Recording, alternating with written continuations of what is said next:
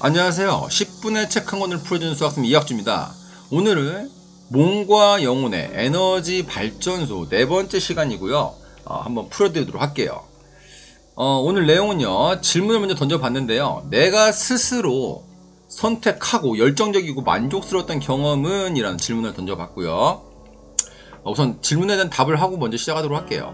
저는 제 인생은 그동안은 누군가에 끌려오고 누군가의 선택에 의해서 선택되어지고 이런 어떤 삶을 살았었는데요. 제가 새운독을 하면서 독서를 하고, 독서를 그냥 한 게 아니고 진짜 깊이 있는 독서를 하고 실천하는 독서를 하면서 삶이 점점 열정적으로 바뀌게 되는 부분이 생기더라고요. 왜냐면 내가 배웠던 알고 있는 지식들을 나눠주고 싶은 생각이 생기니까 그 어떤 임계점이죠. 임계점을 넘어서는 순간부터 뭐 유튜브라든가 여러가지 블로그라든가 이런 부분을 통해서 글쓰기라든가 이런 부분을 통해서 제가 열정적으로 뭔가를 하고 있는 모습을 제가 보게 되고요. 굉장히 그로 인해서 자존감과 만족감이 굉장히 커졌던 거를 느끼고 있어요. 현재도 현재 진행형이고요. 이 정도 이제 답변을 하고요. 시작해 볼게요. 삶의 의미를 찾는 것은 역사가 시작된 이래 모든 문화권이 가져온 테마 중 가장 강렬하고도 지속적인 주체다. 이 삶의 의미라는 게 결국은 행복인 것 같아요. 내가 인생을 사는데 돈이 많다고 키가 크다고 잘생겼다고 행복한 게 아니고요. 이 삶의 의미, 삶의 행복을 찾는 방법은 다양하고 가지각색인 것 같아요.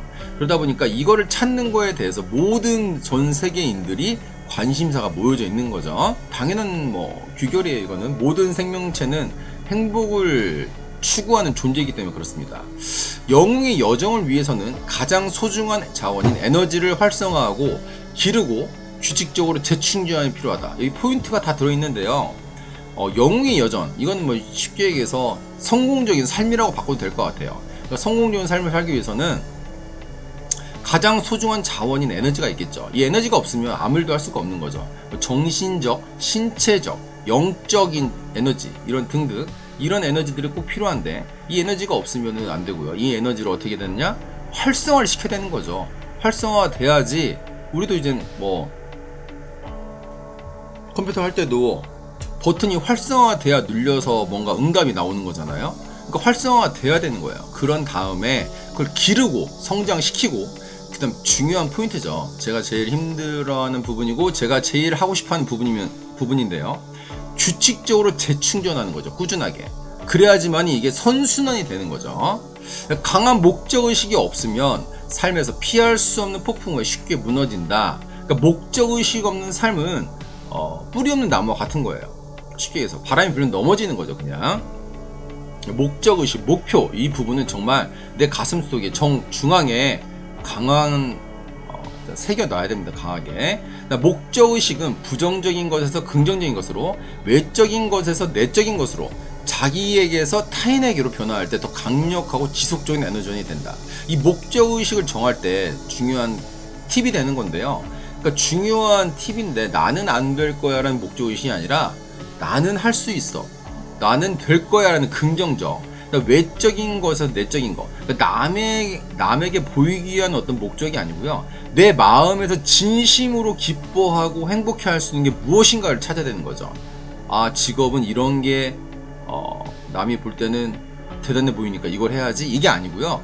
이런 일을 했을 때 내가 행복하다라는 그런 일을 찾아야 되는 거예요. 자기에게서 타인에게로 변화할 때 이런 부분은 이제 나의 이기적인 어떤 이기심이 아니라 이타적인 삶을 살 때 더 강력하고 지속적이라는 얘기죠. 일단 부정적인 목적의식이란 자기 방어적이고 손익계산만 하는 것이다. 이 부분이 이제 8단어에서 나왔던 부분인데요. Be yourself라고 하죠. 네 자신이 되어라. 그 말은 결국은 네가 원하는, 네가 행복하는 삶을 살아라, 그런 뜻인 것 같아요. 그래서 부정적인 목적의식이 있다는 거는 어떻게 보면 반대의 의미인데 자기 방어적이고 합리화하는 거죠. 자기 일에 대해서. 그리고 손익계산, 돈만 보는 거예요. 내 어떤 영혼의 기쁨 이걸 보는 게 아니라 돈만 많이 준다면 일을 바로 바꾸는 거죠.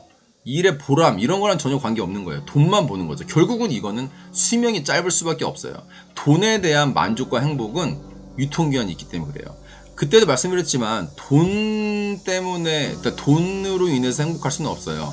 그렇지만 돈 때문에 불행할 수는 있거든요. 포인트는 돈이 행복을 준다는 건 아니라는 거예요.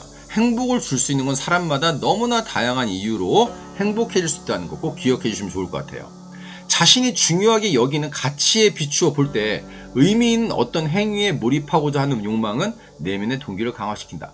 말이 어려운데요. 자신이 중요하게 여기는 가치라는 게 뭐 나만의 가치가 있겠죠. 뭐 사랑, 배려, 뭐 공감, 뭐 최고의 선생님, 뭐 등등 이런 어떤 여러 가치들이 있는데 이 가치와 내가 하는 행위가 일치해야 된다는 거죠. 나는 입으로는 경청을 외치지만 사람들이 말할 때마다 딱딱 끊어서 내가 할 말만 한다? 이거는 연결되는 게 아니에요. 내 가치로서의 존재 가치가 없는 거죠. 쉽게 얘기해서. 그래서 내 마음속에 진심으로 가치가 내 마음속에 자리 잡았다면 내 행동과 말로도 표현이 돼야 된다는 거죠. 그게 됐을 때 내면의 동기가 강화된다. 가치는 목표를 향한 에너지의 연료를 제공한다. 아까 얘기했던 부분과 연결되는 부분이고요. 그리고 에너지 관리를 위한 다른 기준을 제시한다 라는 부분이고요. 덕목은 행동으로 드러난 가치다. 그러니까 우리가 하는 행동, 말 이런 부분들이 결국은 내 마음속에 있는 가치가 나오는 거죠.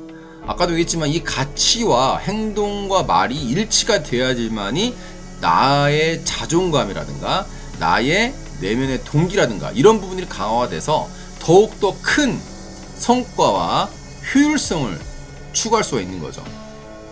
선순환되는 거죠. 쉽게 얘기해서. 가치는 행동으로 발현될 때 가치가 있다. 뭐 내내 똑같은 내용이에요. 가치를 행동으로 표현을 해라. 내가 마음속에서 추구하고 있는 가치를.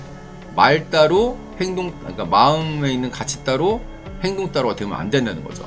그리고 이율 배반적이기 때문에 오히려 나에 대한 실망감과 나에 대한 패배감 이런 어떤 복합적인 부정적인 감정이 들다 보니까 굉장히 삶에 불행해집니다.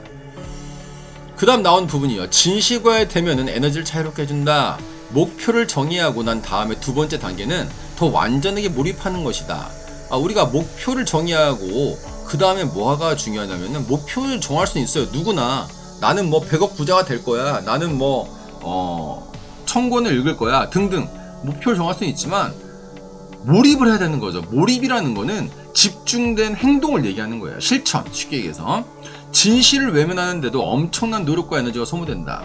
아까도 얘기했지만 이율 배반적인 행동을 하게 되면요 거기에 따른 양심이 걸리고 거짓말하면 그렇잖아요. 자꾸 뭔가 캥기는 거죠. 쉽게 얘기해서. 그럼 뭐 어떤 일에 집중할 수가 없어요. 에너지가 소모되는 거죠. 아주 마이너스적인 에너지죠. 우리 청소력에도 나왔던 얘기지만 마이너스 자장이 너무 커지면 삶의 중심이 흔들려 버리는 거예요. 인간은 자기 존중감을 방어하기 위해 아주 기본적인 차원에서 자신을 속인다. 이런 부분들 많이 느껴보셨을 거예요. 자기 합리화도 있고 확증 편향도 있고요.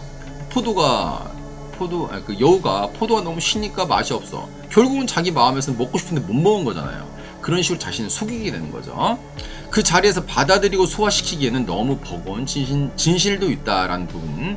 이거는 좀 현실적으로 많이 일어나는 일들은 아닌데 이런 부분들도 많이 있어요. 그러니까 이런 것까지 소화가 된다 했을 때는 엄청난 인계점 수준이 높은 거죠. 동정심이 없는 진실은 우리 자신에게나 타인에게 잔혹함일 뿐이다. 동정심이라는 거는 내가 어떤 경쟁을 통해서 나의 성취와 나의 어떤 자아 실현 이런 부분들 중요하지만 그 어떤 한편에는 상대방에 대한 이해와 배려를 할 수 있는 동정심이 필요하다는 거죠. 우리가 종종 자신에 대해서 인식하지 못하고 넘어가는 것들이 무의식적인 행동으로 나타난다. 그 중요한 게 무의식적인 행동인 거예요. 우리 마음속에 신념이 경청, 공감 등등 좋은 게 많은데 이게 과연 내 행동에서 의식하지 않은 행동에서 나타나느냐? 그렇다면 그 사람 마음에 그게 신념으로 자리 잡은 거고요. 그게 나타나지 않고 오히려 반대로 나타난다. 그럼 무의식적인 행동을 봤을 때 그 사람의 신념은 아직 경청이나 공감이 자리 잡힌 게 아니라는 거죠. 그 사람의 무의식적인 행동을 봤을 때 그 사람의 마음을 알 수 있다는 거죠. 자기 기만이 일반적으로 나타나는 형태는 세상을 바라보는 내 시각만이 진리라는 태도다. 교만한 거죠. 교만한 마음으로는 성장과 발전이 있을 수가 없어요. 그러나 그것은 우리가 세상을 바라보기 위해 선택하는 하나의 렌즈일 뿐이다. 진실과 대면하기 위해서는 자신이 스스로나 타인의 진실을 보지 못하고 있을 수도 있다는 가능성에 열려있는 태도, 즉 겸손한 태도죠. 이게 바로 성장을 할 수 있는 기본적인 마인드와 태도라는 거예요. 내가 아는 게 다다 라는 게 제일 무서운 말이에요. 사실은 세상은 그렇게 만만하지도 않고, 세상은 그렇게 내 시야로 볼 만큼 좁지도 않아요. 그러니까 이 세상에서 일어나는 일들, 다른 사람의 마음, 이런 부분들에 대해서 미리 예측하고 장담하고 속단해버리는 행동들, 굉장히 교만하고 멍청한 행동입니다. 진짜로 자신을 한 가지 모습으로만 동일시하는 것은 위험한 일이며 환상이다. 인간은 빛과 그림자, 악과 선이 뒤섞여 있는 존재다. 그러니까 이걸 인정해야 되는 거예요. 내가 물론 최고의 아빠, 존경받는 남편, 최고의 선생님이 되고자 하는 어떤 목표가 있지만, 이게 빛의 느낌으로 보면 좋은 행동들이 많이 있겠죠. 물론 그렇지만 그림자, 내 사람으로서 나 그 빛에 반하는 그림자적인 행동도 많이 있다는 거죠. 술을 마신다든가, 아니면 시간을 가치 있게 쓰지 못한다든가 등등 많이 있어요. 그렇지만 그것도 나의 일부이기 때문에 인정을 하고, 단지 빛의 영역과 선의 영역을 늘려가는 어떤 삶을 살아야 된다는 거죠. 100% 옳은 사람도 없고 100% 틀린 사람도 없어요. 어떻게 옳은 길로 더 가느냐, 이게 중요한 포인트죠. 그러니까 나는 날마다 모든 면에서 점점 더 좋아진다 라는 저만의 어떤 성장 구호인데요. 이 부분 꼭 기억하시면 좋을 것 같아요. 우리 자신이 한계를 받아들일 때 자기 방어가 줄어들고 더불어 사용할 수 있는 긍정적 에너지가 증가한다. 말이 어렵지만 쉽게 풀어드리면, 나의 실수와 잘못을 곧바로 진심으로 인정을 하는 거예요. 그럼 어떤 일은 일어나느냐? 이걸 감쌀 필요가 없잖아요. 내가 잘못한 게 명명백백한데, 근데 감싸는 순간부터 나는 벌써 어떻게든 나를 보호하는데, 보호가 아니죠. 오히려 찌질해지는 거죠. 쉽게 얘기해서. 그러니까 이거를 인정하고 차라리 실수하고 잘못을 인정합니다, 죄송합니다 하고, 어떻게 하면 이 실수와 잘못을 해결할 수 있느냐의 포인트를 잡아야 되는 거예요. 누구나 사람은 실수하고 잘못을 할 수 있는 게 인간이에요. 왜? 완벽한 신이 아니기 때문에 그런 거죠. 그러니까 중요한 거는 내 잘못에 대해서 인정을 하고, 중요한 포인트는 거기서 바로 이 잘못을 어떻게 회복할 수 있느냐의 포인트를 잡는 게 중요합니다. 오늘 이 얘기 저 얘기 이제 말씀드리느라고 또 시간이 꽤 지났는데요. 오늘도 이제 함께 해주셔서 감사드리고요. 저는 이 말씀 한번 당부해 드리고 싶어요. 중요한 거는 내가 이 세상을 살아가면서 나 자신을 있는 그대로 인정하는 거, 그리고 인정을 하되 좀 더 좋은 방향으로 한 발자국씩 나아가는 거, 이게 제일 중요한 것 같습니다. 어제보다 1% 성장한 나, 마음에 잘 새겨두시고요. 오늘 하루도 행복을 선택하시는 하루 되시길 응원합니다. 감사합니다.